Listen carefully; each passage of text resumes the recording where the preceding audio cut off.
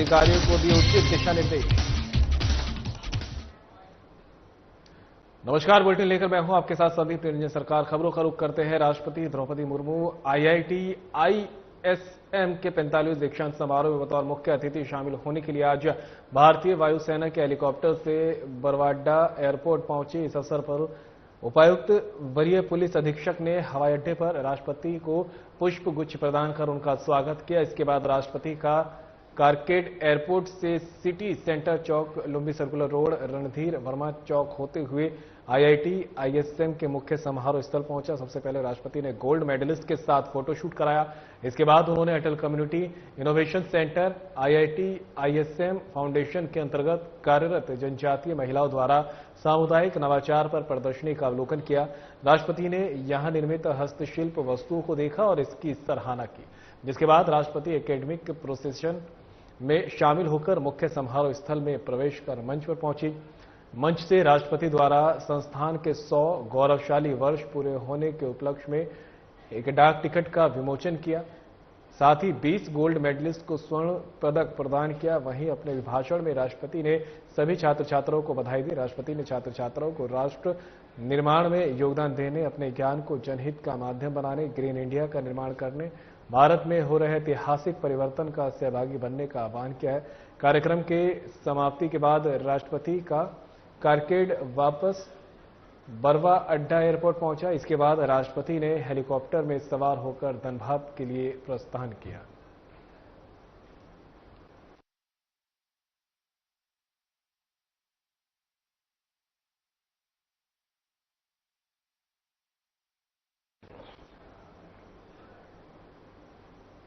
झारखंड विधानसभा monsoon सत्र के पहले दिन एसआईआर को लेकर सत्ता पक्ष और विपक्ष के बीच नोकझोंक देखने को मिली।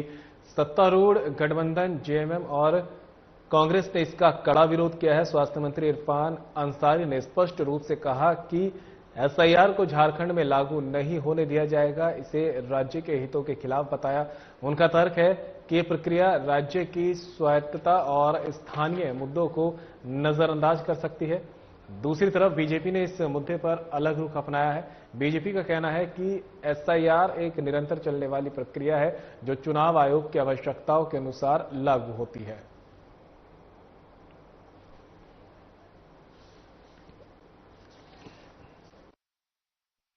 इस सरकार में आपको मुद्दे ही मुद्दे मिलेंगे।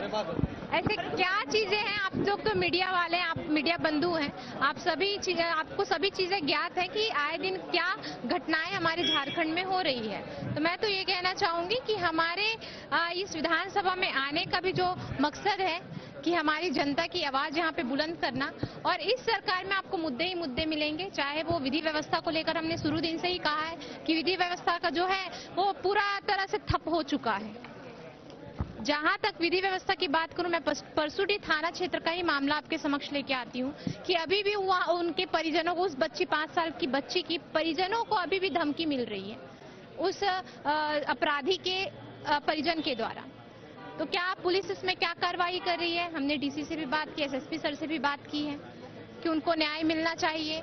उनके साथ ऐसा क्यों हुआ? और थाना प्रभारी का जो रवैया रहा है इस पूरे इंसिडेंट्स में, जब परिजनों को पता चलता है उनकी बच्ची के साथ ऐसी घटना हुई है और वो थाना प्रभारी के पास जाते हैं वहां पे कंप्लेंट लिखाने के लिए, तो थाना प्रभारी कहते हैं कि आप समझौता कर लीजिए।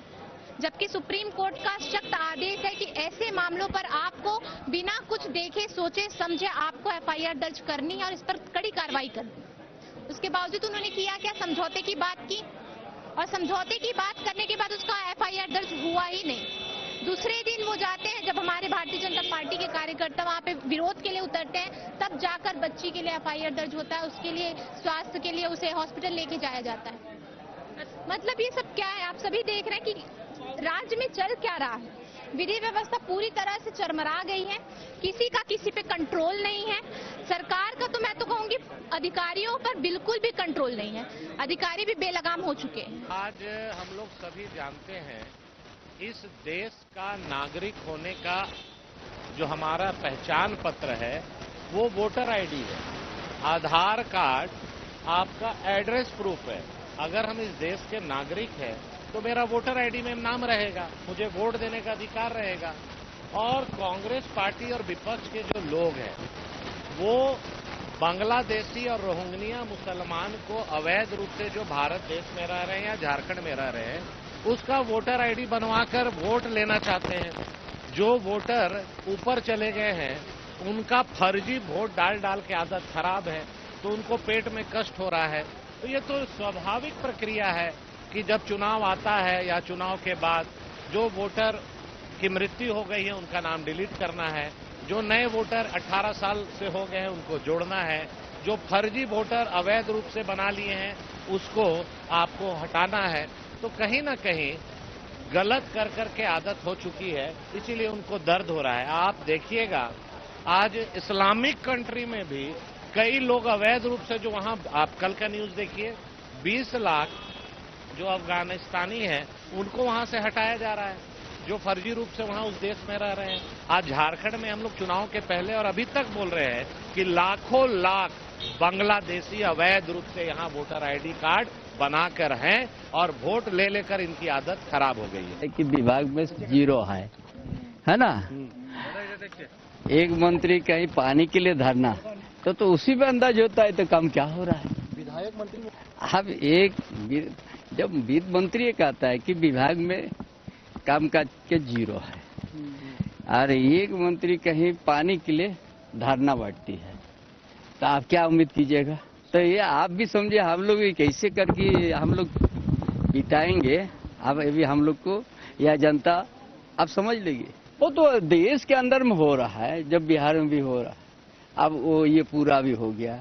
आज वहाँ पर एक तरीका है, वो सारा चीज सामने रखने का काम करेंगे चुनाव आयोग, है ना।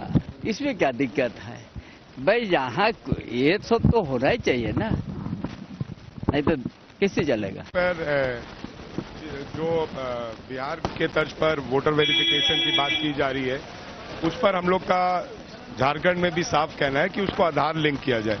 वोटर कार्ड का डुप्लीकेसी हो सकता है, लेकिन आधार का नहीं हो सकता। और आधार तो बीजेपी लाई है, तो जब बीजेपी आधार लाई है तो आधार से उनको लिंक करने में क्या दिक्कत हो रही है। 12 डॉक्यूमेंटेशन प्रूफ मांगा जा रहा है। आखिर गरीब, आदिवासी, पिछड़ा कहां से 12 डॉक्यूमेंटेशन प्रूफ लाएगा। तो इसलिए हमारा कहना है कि एक आधार पर उसको लिंक करते हुए आप वोटर वेरिफिकेशन कराइए, हमें उससे कोई आपत्ति नहीं है, लेकिन आधार बेस्ड होना चाहिए। बहुत जल्द जाएंगे, मैं समझता हूँ 4 या 5 तारीख को हमारी सरकार इस पे पहल करेगी। देखिए, हम रोज तैयार रहते हैं, रोज हम नई जनता को कैसे सहूलियत हो और देश में, हमारा राज्य में हमारा अमन चैन कैसे रहे, इस पे हम लगातार प्रयासरत हैं। हमारी सरकार जो 0 टॉलरेंस पे आगे बढ़ रही है, चाहे वो पुलिस अधिकारी हो, अंचल कर्मी हो या आम लोग हो, तमाम लोगों पे हमारी सरकार शिकंजा कसने का प्रयास किया है। एक बार जादू का छड़ी नहीं है कि एक बार आप कर दिए तो सब कुछ खत्म हो जाएगा। ये मानसिकता को हम चेंज करने में लगे हुए हैं। यह जो सत्र है, बीजेपी के पास में बहुत सारे वैसे कोई मुद्दे नहीं है जिनको बहुत एकाग्रता और तैयारी के साथ उनको जवाब दिया जाए। देखिए, एसआईआर का हम विरोध करते हैं। हमारे आदरणीय नेता राहुल गांधी जी लगातार लोकसभा में से लेकर के सड़कों तक वो बिहार में भी पदयात्रा करने जा रहे हैं। एसआईआर का मतलब है कि लोगों का डिवीजन करना। यहाँ पे बहुत सारे ऐसे दलित हैं, बहुत सारे ऐसे अल्पसंख्यक हैं, बहुत सारे ऐसे आदिवासी हैं जिनके पास आज भी सिर्फ पट्टा है और उनके पास में कोई डॉक्यूमेंट्स नहीं है। अगर आपको करनी है तो आधार के साथ में लिंक करिए। आप आधार के साथ में जब पासपोर्ट आपका बन सकता है, आधार के साथ में जब आपको बैंक पासबुक खुल सकता है, आधार के साथ में जब आपका जमीन का रजिस्ट्रेशन हो सकता है, आधार के साथ में पूरा देश घूम सकते हैं, बन जा रहा है। तो आप जो है कि कैसे आप आधार से नहीं कर रहे हैं। आधार से नहीं करने का मतलब है कि इन लोगों का मन में सिर्फ हिंदू मुस्लिम करा करके देश को लड़ाना।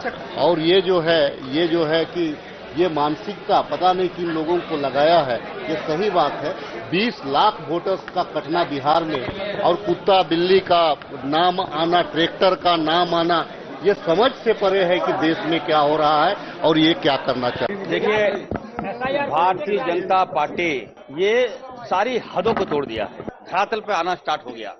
एसआईआर जो है इसका एक परिणाम है। आप देखिएगा, बिहार में एक साजिश के तहत ये लोग वहां की जनता का मनोबल तोड़ना चाहती है, वोटर का अधिकार छीनना चाहती है, जनता का राइट छीनना चाहती है। इसलिए झारखंड में भी इसका विरोध हो रहा है। हम लोग अभी हमारे जो अध्यक्ष है, विधानसभा अध्यक्ष, हम लोग मांग करेंगे कि इस पर विस्तार पूर्वक चर्चा हो, डिबेट हो और हर हाल में एक मैसेज आए, एक प्रस्ताव पारित हो कि हम लोग झारखंड में इसका विरोध करेंगे और बिहार में जरूरत पड़ी तो बिहार में जाकर हम लोग विरोध करेंगे। इनके अधिकार को छीनने का प्रयास है, मौलिक अधिकारों का हनन है। अब वोटर राइट्स को कैसे छीन सकते हैं हमारा भाई? Who are you to take this type of stupid decision? मेरा विरोध है, यह हमारी सरकार का विरोध है। हमारे लोकप्रिय मुख्यमंत्री जी ने कहा, आदरणीय राहुल गांधी जी सड़क पर उतर रहे हैं, SIR लागू हम लोग नहीं होने देंगे। इसके लिए अगर खून के आंसू अगर बहाना पड़े तो खून के आंसू बहाएंगे। तो वही सोनारी थाना क्षेत्र स्थित दोमुहानी डोबो पुल पर उस वक्त हड़कंप मच गया जब एक युवती ने अचानक पुल से नदी में छलांग लगा दी। युवती की पहचान बारीडी निवासी सुमित्रा कुमारी के रूप में हुई है। बताया जा रहा है कि वो अपनी सहेली के साथ दोमुहानी घूमने आई थी। इसी दौरान अपने बॉयफ्रेंड से फोन पर किसी बात को लेकर झगड़ा हुआ। फोन पर बहस के बाद युवती ने अचानक पुल से छलांग लगा दी। वहीं घटना की सूचना मिलते ही सोनारी थाना की पुलिस मौके पर पहुंची। पुलिस स्थानीय मछुआरों की मदद से नदी में युवती की तलाश कर रही है। घटना के बाद से युवती का कुछ पता नहीं चल पाया। पुलिस पूरे मामले की जांच कर रही है।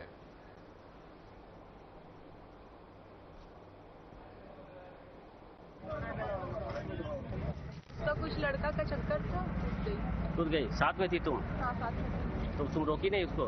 दूर थे, थोड़े दूर थी। क्या बात? तू कहाँ का लड़का है, कुछ पता है? लड़का बिष्टुपुर में ही रहता है, अभी आदितपुर में ट्रांसफर हुआ उसका घर।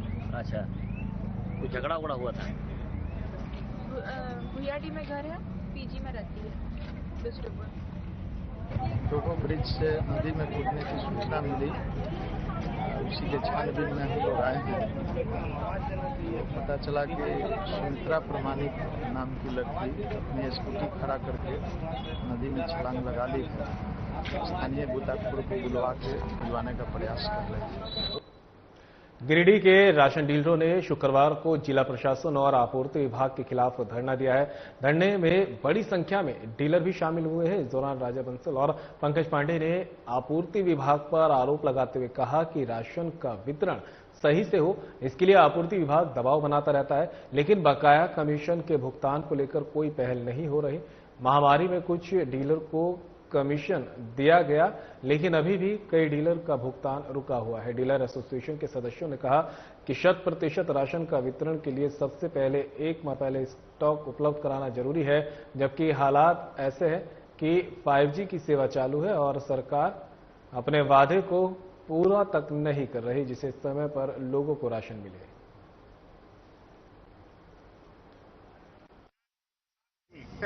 आज बताएं कि कौन ऐसा विभाग है जहां 8 महीने से कमीशन नहीं मिल पाया, बैकलॉग भी कमीशन नहीं मिल पाया।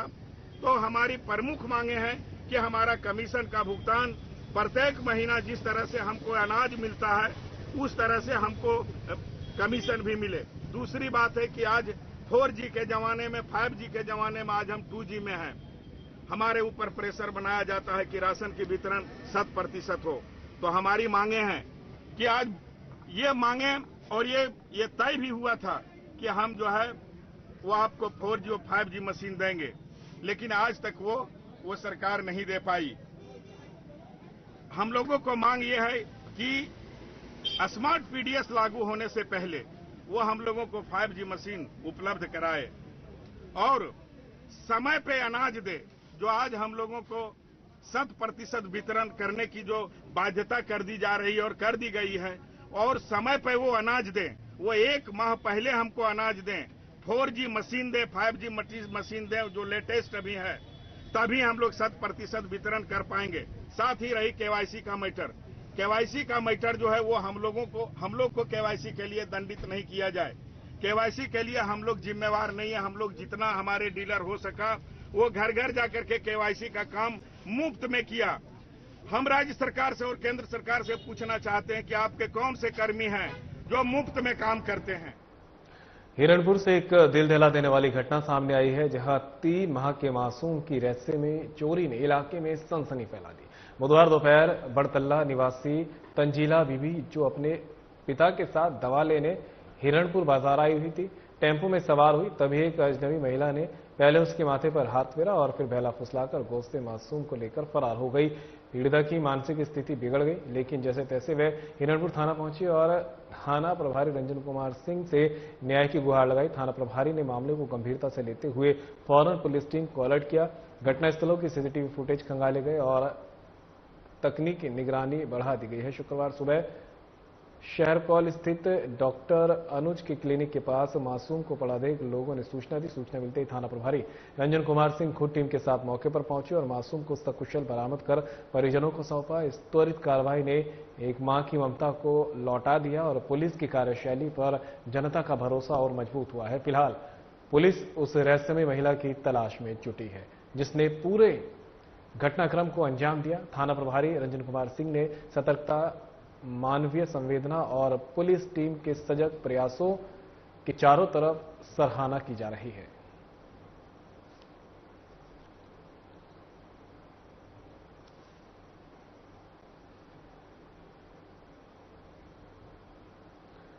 मोदी सरकार के पीएम आवास योजना का हाल गिरिडीह में बेहद खराब है, जहां बारिश में कई लाभुक जर्जर मकान में रहने को मजबूर हैं, लेकिन अधिकारी इसकी चिंता नहीं कर रहे, वो हालात को न देख रहे हैं। इसी चौधरी बांध की एक महिला चिंता देवी प्रखंड कार्यालय के चक्कर लगाकर थक चुकी है, लेकिन प्रखंड के अधिकारी है कि वो इस लाचार महिला की सुन नहीं रहे और न ही उसे आवास योजना ही दे रहे हैं। जबकि चौधरी बांध के पंचायत समिति सदस्य दिलीप रजक ने भी चिंता देवी को आवास देने की सिफारिश की, लेकिन उनकी सिफारिश का कोई प्रभाव नहीं हुआ। बता दें कि योजना की सूची में चिंता देवी का नाम था। इसके बाद भी बगोदर प्रखंड के अधिकारियों के कारण अब महिला परेशान है। वहीं दिलीप रजक ने कहा कि जो 2 मंजिला मकान के मालिक हैं उन्हें पीएम आवास योजना देने का क्या औचित्य है। एक बार अधिकारियों को देखना चाहिए कि किस ग्रामीण का घर बदहाल है और वो बारिश में किस अवस्था में रह रहे हैं।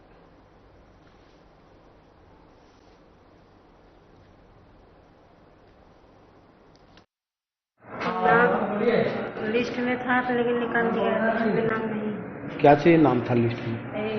कॉलोनी में अवस्था के। मेरा आपके चैनल के माध्यम से यही कहना है कि प्रधानमंत्री आवास प्लस योजना का काम जो है पंचायत स्तर में चल रहा था, तो ऐसे ऐसे लाभुकों को वहाँ पे प्रधानमंत्री आवास मिला है जो लेने लायक नहीं है, जिनका 2 तला मकान है और सक्षम परिवार है, वैसे ऐसे लोगों को आवास प्लस का जो लाभ है मिला। लेकिन 3-4 ऐसे लाभुक है हमारे पंचायत में जिनका घर जो है पूरा जर्जर अवस्था में है। बारिश के समय में, ठंडा के समय में उनका घर जो है पूरा रहने लायक नहीं है। अभी पानी उसका पूरा घर में घुसा हुआ है। पंचायत सचिव नारायण दास जी से मैंने कहा था कि अनुमा देवी सुखदेव जादव और परमेश्वर को बाली जादव और चिंता देवी राजकुमार केवट, इन लोगों का मकान जाके धरातल में जाके जांच कर लीजिए। इन लोगों का घर जो है पूरा के पूरा जर्जर अवस्था में है। इन लोग का प्रधानमंत्री आवास का जो मतलब सरकारी गाइडलाइंस है पूरा हर का इन लोग पालन करता है।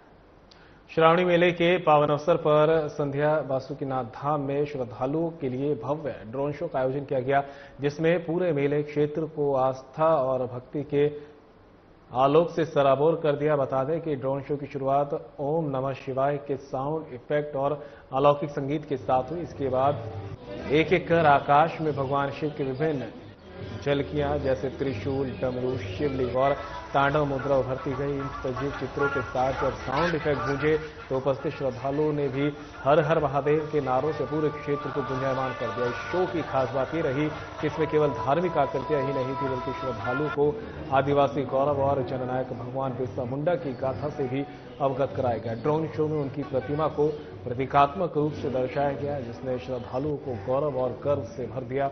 वहीं पूरे आयोजन के दौरान श्रद्धालु संपूर्ण मेला क्षेत्र से अपने स्थान पर शिव महिमा और झारखंडी अस्मिता के इस सुंदर संगम का आनंद लेते रहे।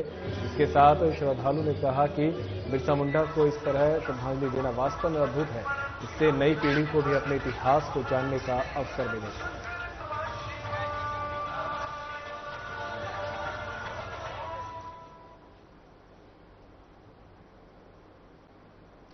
जमशेदपुर के करंडी ब्लॉक से खासमहल चौक तक प्रशासन 4 अगस्त को अतिक्रमण मुक्त करेगा। अंचल कार्यालय द्वारा सभी अवैध दुकानों में नोटिस लगाया गया है।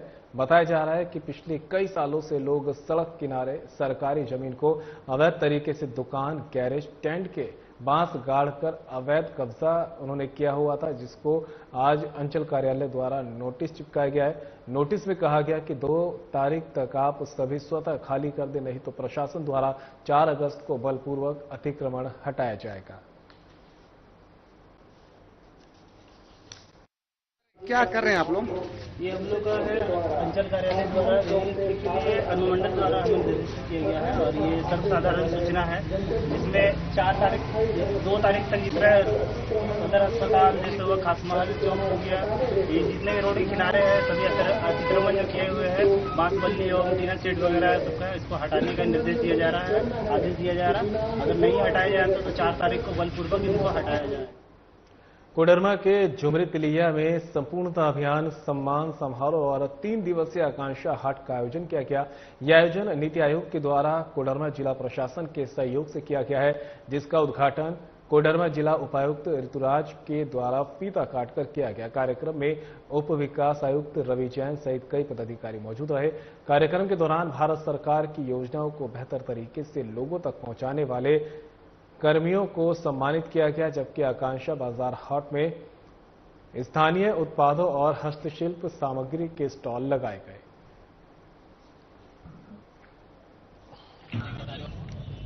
उनको फोकस्ड तरीके से कार्य करने का मौका मिलता है और एक अगर चिन्हित कर दिया जाता है प्रखंडों को तो पूरे प्रशासन का फोकस उसके अराउंड हो जाता है, पूरे प्रखंड का फोकस उसके अराउंड हो जाता है और उसमें महीने बाय महीने मॉनिटरिंग भी होती है, तो इससे डेफिनेटली इम्प्रूवमेंट होता है। स्थानीय स्तर पर जो उत्पाद तैयार किए गए हैं उसको किस प्रकार से बढ़ावा मिलेगा सर? किस प्रकार? इसमें मेनली जो है अभी आकांक्षा हाट जो आप देख रहे हैं यहाँ पे लगा हुआ है, इसमें सभी लोकल लोगों को मैं आमंत्रित करना चाहूँगा कि यहाँ पे हमारे ही जिला के कलाकारों ने, हमारे ही जिला के लोगों ने विभिन्न तरीके की चीज़ें बनाई हैं, जिसमें कि कला से संबंधित चीज़ें बनाई हैं, राखी बनाए हैं, कुछ खाने के सामान बनाए हैं। मैं आप लोगों से रिक्वेस्ट करूँगा कि ये शुद्ध चीज़ है, आप लेकर यहाँ पे आकर के बिल्कुल इसको परचेज करें और यहाँ के लोगों को मनोबल दें। साथ के साथ जिला प्रशासन भी इन लोगों को विभिन्न सरकारी योजनाओं के बारे में जानकारी दे रहा है, इनको इंटीग्रेट कर रहा है कि जिला का जो भी सरकारी योजना है, चाहे वो झारखंड सरकार का, चाहे वो भारत सरकार का, उसको वो लाभ ले और ज़्यादा से ज़्यादा रोजगार हमारे यहाँ पे बन पाए, इस पर पूरा फोकस करें।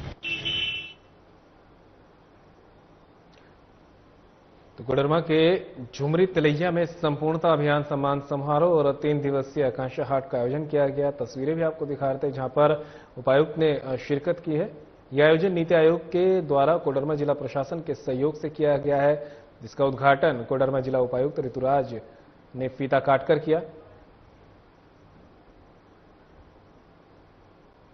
पटना डीएम त्यागराजन ने वरीय पुलिस अधीक्षक पटना के साथ गांधी मैदान पटना का निरीक्षण किया। आपको बता दें कि स्वतंत्रता दिवस समारोह 2025 का मुख्य कार्यक्रम पटना गांधी मैदान में होना है। डीएम ने बताया कि स्वतंत्रता दिवस की तैयारियों की समीक्षा की गई। पूरे मैदान को 4 जोन में बांटा गया है। पदाधिकारियों को भीड़ प्रबंधन, यातायात संचालन और सुदृढ़ विधि व्यवस्था करने का निर्देश दिया गया है। जी द्वारा झंडोत्तोलन किया जाएगा, उसको लेकर के पहले भी बैठक हो चुकी है। स्थल निरीक्षण सह बैठक के रूप में सभी पदाधिकारी उपस्थित हैं। यहाँ पर बैरिकेडिंग की व्यवस्था, टेंट पंडाल की व्यवस्था, जो दर्शक आएंगे उनके लिए सुविधाएं और व्यवस्था और पार्किंग, ट्रैफिक में कल्याणकारी और विकास के कार्य हो रहे हैं, उसको परिलक्षित करने वाले जाकियों का जो प्रदर्शन रहेगा वो किस प्रकार का रहेगा। बहुत ही अच्छा प्रदर्शन इस बार रहेगा। कल विकास आयुक्त महोदय के अध्यक्षता में बैठक भी हुई है। कई महत्वपूर्ण स्कीम्स का जो राज्य सरकार ने घोषणा किया है उसका भी प्रदर्शन किया जाएगा। ये सबका अच्छे ढंग से पूरा बिहार में अच्छा मैसेज जाए और यहाँ की व्यवस्था अच्छा रहे।